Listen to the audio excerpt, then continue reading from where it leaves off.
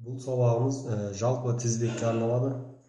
Енді натурал аргументті функцияны сандар тізбегі деп атайды. Ал тізбекті құрайтын сандарды тізбектің мүшелері деп атайды. Мына формулада сандар тізбегінің бір формуласы берілген. Енді бұдан біз тізбектің мүшелерін тапсақ, яғни тізбектің бірінші мүшесі, яғни n-нің орнына 1-ді қоямыз. Яғни бірінші мүшесі мына формуладағы n-нің орнына да 1-ді қоямыз. 2 көбейтілген 1, азайтылған 1 және алымында 1 болады. Бұдан тізбектің бірінші мүшесі 1-ге тең екені көрініп тұр. Дәл сол сияқты екінші мүшесін табамыз, үшінші мүшесін.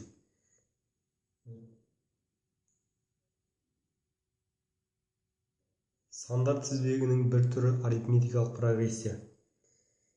Енді тізбектегі екінші мүшесінен бастап тізбектің әрбір мүшесі өзінің алдындағы тізбектің мүшесіне тұрақты d санын қосқанда шығатын сандар тізбегін арифметикалық прогрессия деп атайды. Енді мысалға мынау арифметикалық тізбек құрады деп есептейік. Ондай жағдайда оның екінші мүшесі бірінші мүшесіне d санын қосқанда тең болу керек. Дәл сол сияқты осы заңдылық үшінші мүшесі үшіне, мысалға үшінші мүше екінші мүшеге тағы да сол мына тұрақты d санын қосқанда тең болу керек. Осы заңдылық екінші мүшесінен бастап ең соңғы мүшесіне дейін орындалуы керек. Мұндағы d санын арифметикалық прогрессияның айырымы деп атайды. Егер де d саны 0-ден үлкен болса, бізде прогрессиямыз өспелі деп аталады. Егер де d тұрақты саны 0-ден кіші болатын болса, прогрессиямыз кемімелі деп аталады. Енді нақты мысалға көшсек, мысал үшін мына тізбек нақты арифметикалық прогрессияны құрайды. Тізбек 6 мүшеден тұрады. Мұндағы бірінші мүшесі 3-ге тең, айырымы 2-ге тең. Себебі 3-ге 2-ні қоссақ 5 болады, 5-ге 2-ні қоссақ 7, 7-ге 2-ні қоссақ 9, және 9-ға 2-ні қоссақ 11, 11-ге 2-ні қоссақ, мына жерде шатасылыпты, 13 болады.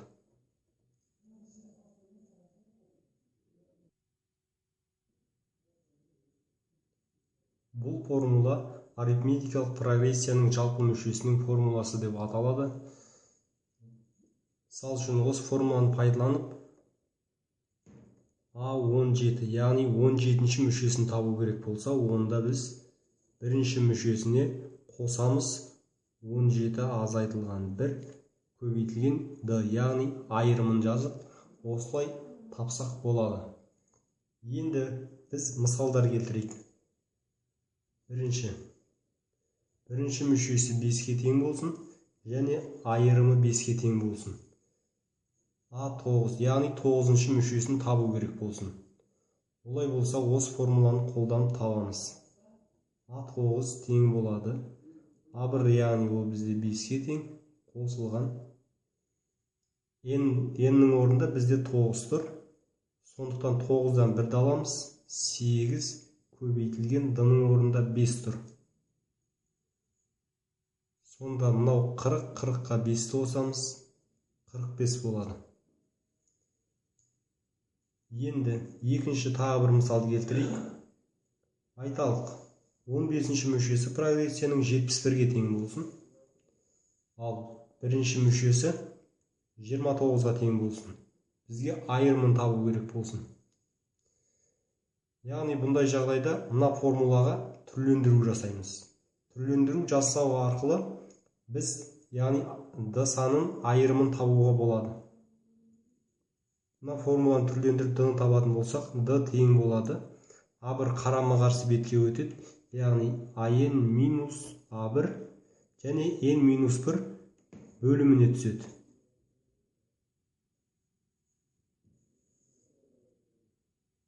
Енді орнына қоя саламыз. n деп тұр, яғни n дегеніміз бұда 15-ші мүшесі. 71 азайтылған A1 29, Яғни бізде n 15-ке тең болғандықтан 15-тен 1-ді аламыз, 14 болады. Мына азайтсақ 42 бөлінген 14, бұл тең болады 3-ке. Бұл формулалар арифметикалық прогрессияның алғашқы n мүшесінің қосындысын табу формулалары. Яғни бұл екі формулада негізінен бір мән береді. Алайда бұны біз есепте берілгендеріне қарай қайсы тиімді, соған сәйкес қолданатын боламыз. Мысалдар келтірейік. Бірінші, бізде A1 тең 5 болсын, A7 тең 41 болсын.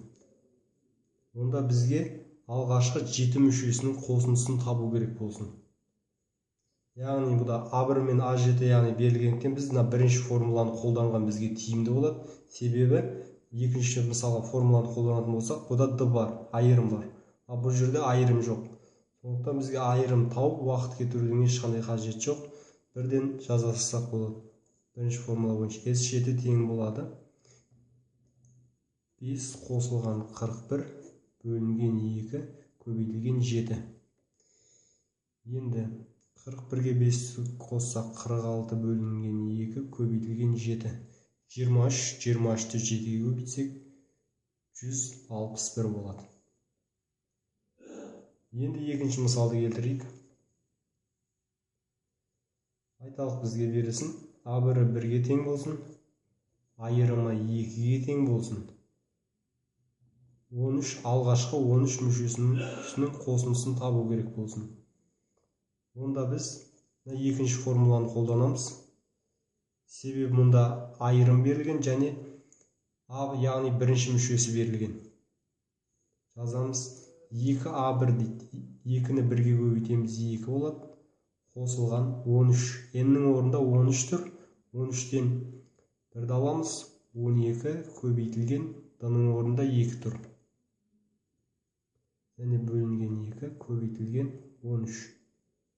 Бұл тең болады 24, 26 бөлінген 2 көбейтілген 13. Мынадан 13 шығады. 13-ке 13-ті көбейтсек 169 болады.